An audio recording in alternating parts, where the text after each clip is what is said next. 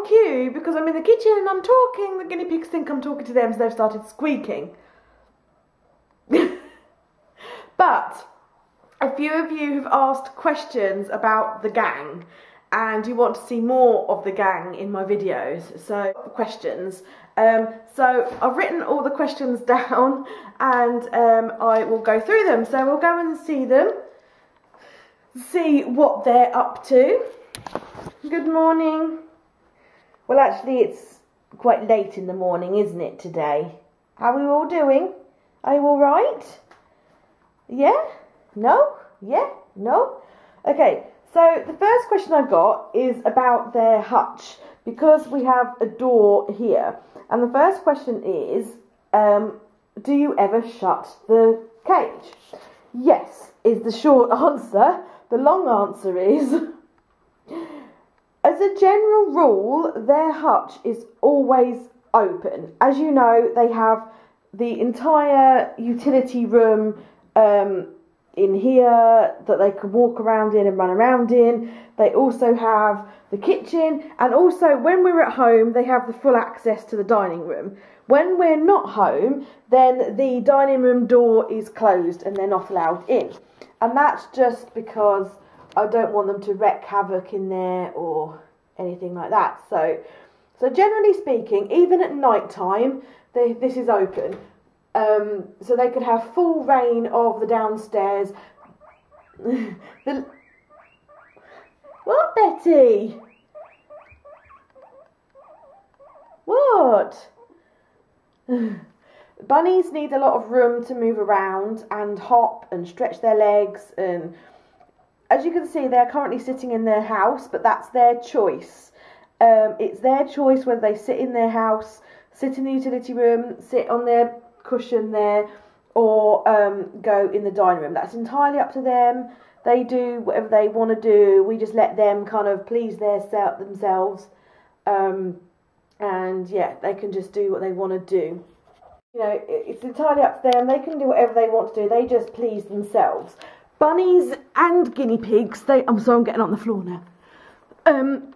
Bunnies and guinea pigs do like to have some shelter, so that's why they have a hutch, so that they've got somewhere that they can go that they know is theirs, and you know, they've got like a roof over their heads. So I'm sorry, they're not making very interesting viewing, are they, because they're just sitting there. So they've got a roof over their heads so that they know that they're safe and protected. They've got a bit of poo in there now, but there is the door there. This door that does come open, but it's a dark hole. So there's somewhere dark and secure and cosy that they can go and sit if they want to. And when they go in the dining room, they very often tend to go and sit either in a corner or under the dining table, so that they're secure and, you know, protected. You know, you never know whether a falcon or a wolf is going to come and attack you, do you? But Splodge really likes going in the dining room and sitting and looking out the window at the garden. Yeah, you do. They are still getting garden time, but not that much at the moment because it's really frosty and cold. There's a guinea pig. They're not getting anything, don't worry. They're not, I promise you. I promise that they are not getting anything, darling, okay? Okay. Right, so, yeah, but it's really frosty and cold at the moment, and they are old bunnies, which I'll get to in a moment. So John built this hutch, and the way he built it, girls, are you going to do something? Are you going to do something so they're a bit more exciting to look at? No? Okay. So John built the hutch, and there are times, as I said, that most of the time they are free reign. They can wander around and do what they want to do. But there are times when you need to have them secure. Their bedroom is our utility room, which has the back door. Now, when we open the back door, they are very, very, very good girls, and they never go out of the back door. In fact, we have to pick them up to take them outside. They just don't do it. But there are times when we need to have the back door open. you know, if you're bringing a lot of stuff in through the back door or something, and there is always that chance that they may make a run for it or escape. So that's why we've got that flap, so that we can secure them in their hutch, just so that they don't run away or do anything, you know, like that.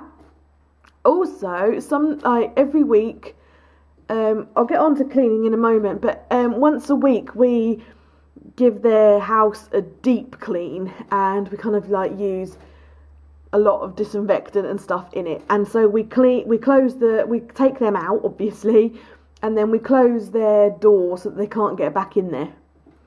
And that's sort of once a week at the weekend. So that is the question, a long answer to the question of, do you ever shut their door? So I hope that explains that. What else was on the list? Oh, okay, about their ages and histories. So basically, they are both adopted bunnies, both rescue bunnies. Splodge is the mum. Sorry, I know that if you've been watching my vlogs for quite a long time, you probably know this. So I apologise if it's just repeating myself. Splodge on the left has got the black ears. She's mama. And Nibbles on the right is her daughter.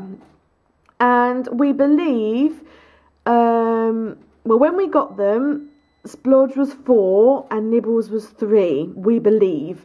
So that would now make them Splodge 9 years old, and Nibbles 8. But the thing is, when we got, we didn't know whether Splodge had just turned 4 or whether she was 4 going on 5, if you see what I mean. So they are about 8 and 9 years old now, about then.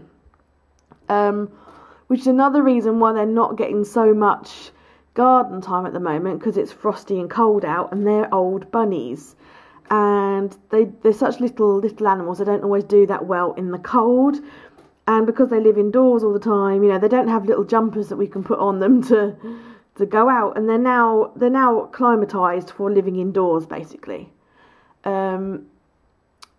Yes, so they're rescue bunnies. They came from a background of domestic abuse, and both bunnies, when we got them, they were in good health, basically, but at some point in their little lives, bless them, they have had all of their legs broken. Both rabbits have had their legs broken. I don't know if you can notice, Splodge sits funny. She sits with her legs turned inwards. That's because she's got funny legs from when they were broken. Yeah, that's all we really know about them. So, you know, and it took them quite a while for them to warm to John. They were fine around me, but with John it took them probably about 2 years before they were really, really happy with John and realised that he wasn't going to hurt them or anything. But yeah, that's their ages and histories. I can't think of anything else, so I'll move up to the guinea pigs and cover it with the guinea pigs as well.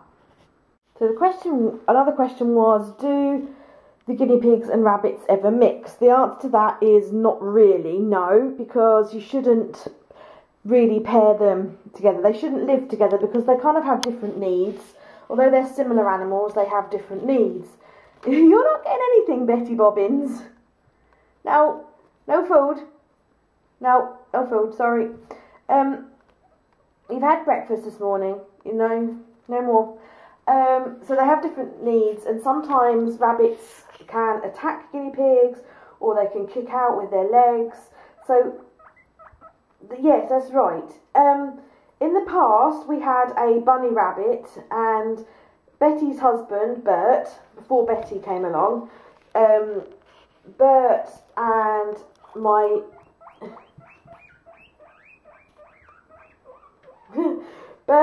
my rabbit of the time called Bob. Bob was the sweetest, gentlest rabbit, and actually they both had separate houses, but they did used to interact at floor time, and supervised, of course. I would never not supervise them.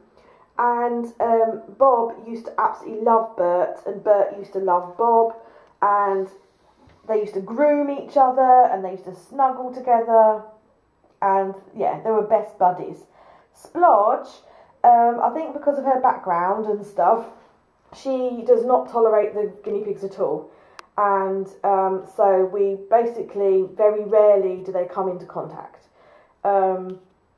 So no, they don't mix. And so the guinea pigs have this upstairs, and so they have the entire upstairs thing. Obviously they don't have so much, I mean, Bay does zoom around quite a bit in there. Obviously they don't have quite as much room on a everyday sort of daily basis to move around in, but every night they have floor time and cuddle time, and Bay's just doing a poop. That's nice, Bay. Just lifted her bum up to do a poop. So every night they have floor time and cuddle time, so they do get their exercise that way. So ages, they love having a blanket over their diggies. They love burrowing in it and snuggling, don't you, babies? You do? Say hello to everybody, Bet. Okay, so I don't know if you can see Betty's eyes, they're cloudy, and she has good days and bad days. Betty is 3.5 years old. Again, she was a adopted rescue. Winnie Badoop. Yeah. And she's got cataracts, and so I mean, guinea pigs don't have very good eyesight anyway. Yeah. Guinea pigs don't have very good eyesight anyway, but she's got cataracts and she's nearly blind. She does bump into stuff quite a lot.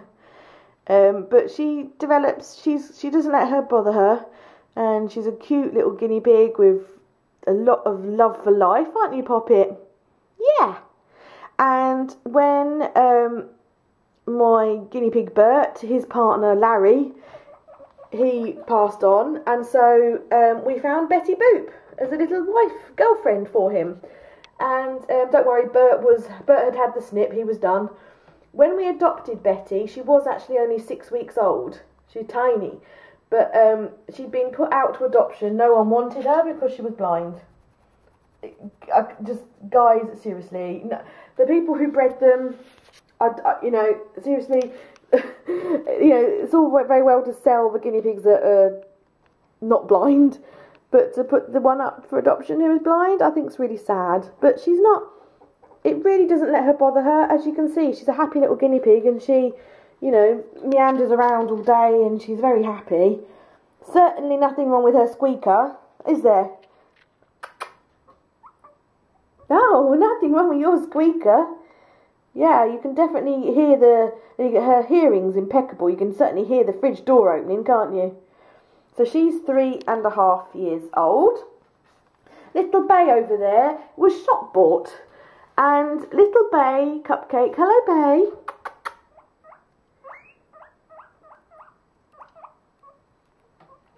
Naughty mummy making kissy sounds. Little Bay Cupcake, she was bought from a pet shop. The reason she was bought from a pet shop is because little Betty over there, her man, Bert, he passed away at a grand old age of 8.5. And, which is quite old for a guinea pig, 8.5. He was poorly, and yeah, he passed away. And little Betty Boo did not do very well because of, basically, Bert was her guide pig, and without Bert, she was incredibly lost. But I think any of us would be lost without our partners. You know, they lived together for a while, so you know you're going to be lost. But so Betty, like any guinea pig, really, really pined, didn't you, baby? You pined for your man, didn't you? And she used to use Bert as like her guide pig.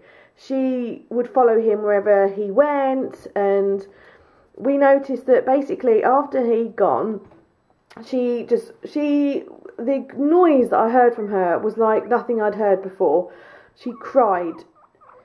Absolutely cried her eyes out, bless her, and she did nothing but sit in the corner, and she wouldn't eat. She literally just sat there and did nothing, wouldn't eat, wouldn't do anything other than cry. And so we were suddenly like, crap, you know, Betty's really upset, we need to get her a mate as soon as possible. I contacted some of the local or local to us adoption places. One of them was on holiday. The other one didn't have any suitable. They had no female guinea pigs and no neutered males.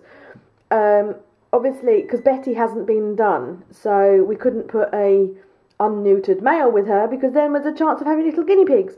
But once guinea pigs get over a year old, and something happens in like their pelvis, it kind of fuses together. So it's actually really dangerous for them to be pregnant if they're over a year old, which Betty was.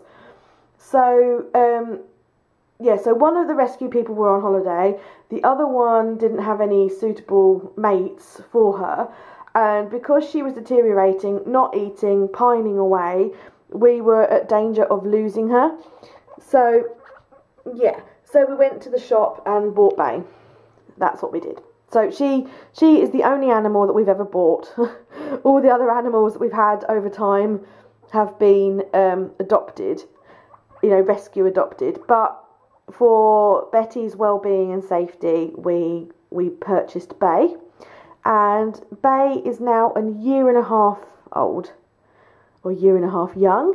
And when we got her, she was like a little tiny baby, and Betty took her under her wing and mothered her. Betty used to snuggle her, and Bay used to try and suckle on, even though Bay had been weaned and stuff, because Bay was like 2 months old when we got her. She still used to suckle on Betty's boobie. Even though there was nothing there, she used to, and Betty used to let her suckle on her boobie, which is quite sweet, really. So, because Betty obviously couldn't have babies, we got her a baby, and she mothered little Bay, and that's their kind of ages and histories.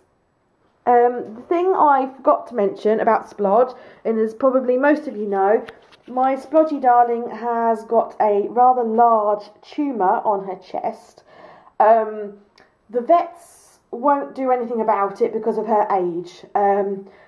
What they could do, if she was a young bunny, is they could do a biopsy or an x-ray, but to do either of those they have to anaesthetise her. And they said that because of her age, there is more risk to her health having the anaesthetic than there is having the biopsy or the x-ray done. So they won't do anything. And the trouble is, other than her tumour, she's actually really, really healthy. So the vets have advised us to do nothing, to just keep an eye on her, to make her happy and comfortable, which is what we're doing. But she is starting to, let's say, get old and frail. So we are monitoring her closely. I mean, obviously,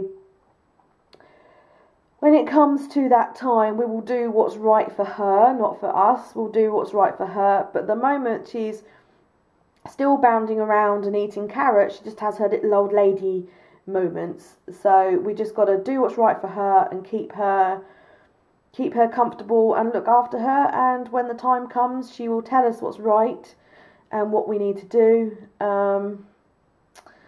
And if we do need to take her for the last trip to the vets, then obviously we will do that. But that's it's never nice doing that with an animal. I have had to do that before, and it's not always a nice thing to do. But then equally, it's not nice to see them suffer. So rest assured that we will make the decision when the time is right. But while she's happy and healthy, we wouldn't do that. So the last question I had was about cleaning out them. So I basically have lost a bunny in the past to fly strike, and so I'm absolutely paranoid about cleanliness. Every single morning, all of their blankets, actually no, I don't mean all of their blankets, this one here is excluded, as is that one. So basically, that blanket that is in their hutch, the rabbit's hutch, the blanket that is in the pig's hutch, and all of the piggy's snuggly items, every single one of them gets washed every day. In fact, I've got some washing there. Yesterday's washing needs to come out. So every single day in the morning, they have their blankets changed and de-pooped. The guinea pigs and the rabbits, they have newspaper under their blankets to also soak up any wee-wees or anything like that. The rabbits have that as well, just to soak anything up. When they start off in the morning, there is no hay down here. It is always in their rack, and they always drag it onto the floor. So that, at the end of the day, all gets scooped up and thrown away. Because as you can probably see down here, excuse me, Betty. Oh, sorry. As you can probably see down there, that's stained because Bay did a wee. So all of that gets thrown away because it's been peed on. Disgusting. As you can see, there are a few little currants and pellets around the place. So they get, you know, because I'm at home, as you know, most days. So I tend to pick out the poop at lunchtime and give them a bit of a spruce up and pick up the poo. So I'll do that in a bit. There's a few little pellets there. So I'll pick those up because I don't like them sitting in poop. And then they have their, at night, so they're fed, they're given fresh hay in the morning, and at night time they're given fresh food, fresh water and fresh hay. So there's always hay around. And at night time they get scooped again. Poop-a-scoop. So basically a total fresh clean every morning, a poop-a-scoop at lunchtime and a poop-a-scoop before bed. And that is my cleaning routine. I don't know whether it's too much or too little. I don't know what other people do. But because also they're indoors, I worry about the smell in my house. So I like to kind of poop-a-scoop as much as possible. And as I said, I have lost a bunny in the past to fly strike, which isn't very nice. If you don't know what fly strike is, it's basically where flies land on your animal and they lay their eggs. Because obviously they've got like lots of fluff and fur. It's particularly like your long-haired or your fluffy ones. They basically get underneath and they lay their eggs on your animal, and then the eggs hatch. Hello, you. The eggs hatch and become maggots, and unfortunately the maggots eat away at the bunnies. But the bunny that I had with the fly strike, I felt so guilty and so bad, and the vet said, look, don't, because, you know, basically, as with these animals, they are loved to bits, and they are, you know, looked at every day, several times a day, touched several times a day, and the vet said that most maggots' eggs, you know, most fly eggs go undetected by humans, and the life cycle of them is so quick that they hatch and start to eat at the animal's flesh far quicker than you could ever really discover them. So it wasn't very nice, guys. It was absolutely awful, heart-wrenching, and my poor bunny, other than that, he was in perfect health. So I'm just really, really paranoid. I have, you know, in the summer, I spray them, all 4 of their bums. I spray with fly strike spray, which is like a repellent. So yeah, just conscious of not having any poo around that would attract any flies whatsoever. So I don't care if I'm a little bit over the top with my pooper scooping. I'd rather do that and have healthy animals. But I don't know if people don't clean them that much, or if people clean them more. I don't know whether I should be cleaning them out more. I don't know. So, do you want to go under? They absolutely love this blanket. They absolutely love going underneath it. So yes, that's kind of that. The rest of the room is a bit of a pigsty. But I'm not that worried. I just, this is their room. The rest of the house is fairly clean. I do need to hoover the kitchen today. But hay does get dropped on the floor there. We do clean it up, but every day it falls out. So every day we do sweep this up, but it's only once a day. If it's like that during the day, I'm not that overly fussed. So there we go. I hope that has answered all your questions on the girls and maybe for some of you are thinking about getting animal, you know, guinea pigs or rabbits or anything, my advice is to always give them as much space as you possibly can. You know, how would you like to be cooped up in a tiny, tiny space all day, you know? So give them as much space as you possibly can. Always make sure that there's fresh hay and water available, if nothing else. Always try and give them the pellet food rather than the muesli type food, because the pellet food stops any selective feeding. Because they will always go for the, you know, the muesli stuff is basically like a few pellets and some hay, but then the rest is basically like sweeties. So try and put them on the pellets as soon as you can.